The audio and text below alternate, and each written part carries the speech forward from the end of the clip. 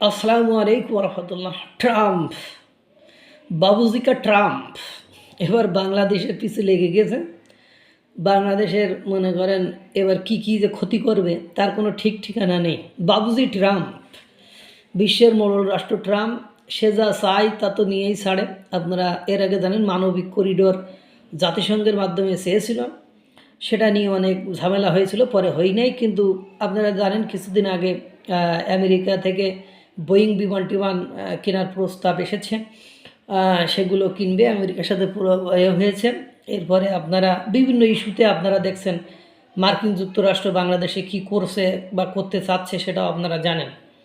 এবার মার্কিন যুক্তরাষ্ট্রে থাকা বাংলাদেশের অভিবাসী যারা রয়েছে তাদেরকে নিয়ে বিস্ফোরক মন্তব্য করলেন মার্কিন যুক্তরাষ্ট্রের প্রেসিডেন্ট ডোনাল্ড ট্রাম্প। এর আগে আমরা যখন ভারতের H1B ভিসার নিয়ে মানে মোটা অঙ্কের টাকা দাবি করেছিল, তখন আমরা বাংলাদেশের মানুষ অনেকে আবেগ আপ্লুত হয়ে গেছিলাম, খুশি হয়ে গেছিলাম। এইবার শালার দেখ বুঝে ভারতের ভারতের অকল্যাণে, ভারতের অমঙ্গলে, ভারতের ক্ষতিতে আমরা তো খুশি হয়ে যাই, এগুলো আপনারা জানেন।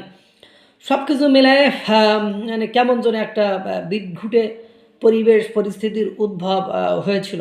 এখন এই যে মানে আপনার এই পরিবেশ পরিস্থিতিতে এবার মার্কিন যুক্তরাষ্ট্র বাংলাদেশের যারা অভিবাসী আছে তাদের জন্য একটা গোদের উপর বিস্ফোরণ চালু করেছে। মানে ট্রাম্পের দাবি যুক্তরাষ্ট্রে থাকা বাংলাদেশি পরিবারগুলোর অর্ধেকেরও বেশি দেশটির সরকারের বিভিন্ন খাতের সহায়তা বা ওয়েলফেয়ারের উপর বেঁচে আছে।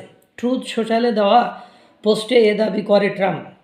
120 দেশের তালিকাটিতে দেখানো হয়েছে কোন কোন দেশের অভিবাসী পরিবারগুলো যুক্তরাষ্ট্র সরকারের কাছ থেকে বিভিন্ন ক্ষেত্রে কত শতাংশ সহায়তা নেয়।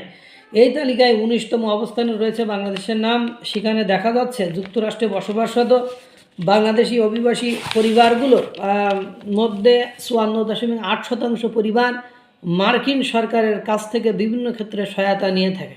এখন ডোনাল্ড ট্রাম্প এই যারা সহায়তা নিয়ে থাকে এরা গ্রিন কার্ড পাওয়ার ক্ষেত্রে এখন শর্ত আরোপ করেছে কত হাজার ডলার তাদেরকে পে করতে হবে।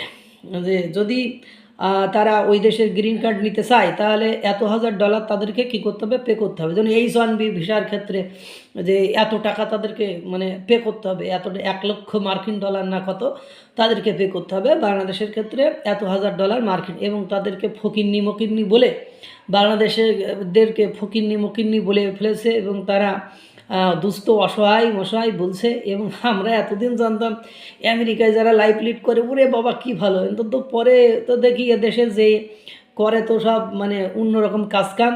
এবং 54.8% পরিবার নাকি মার্কিন যুক্তরাষ্ট্রের সহায়তা নিয়ে থাকে। এবার উল্টো মানে কতই গাল ধরানো শুরু করেছে মার্কিন যুক্তরাষ্ট্রের ডোনাল্ড ট্রাম্প। একেই বলে বাস্তবতা। দেখেন বাংলাদেশকে আরও কি কি খোয়াতে হয়। আল্লাহ তাআলা সকলকে ভালো রাখুক, সুস্থ রাখুক। আসসালামু আলাইকুম রহমতুল্লাহ।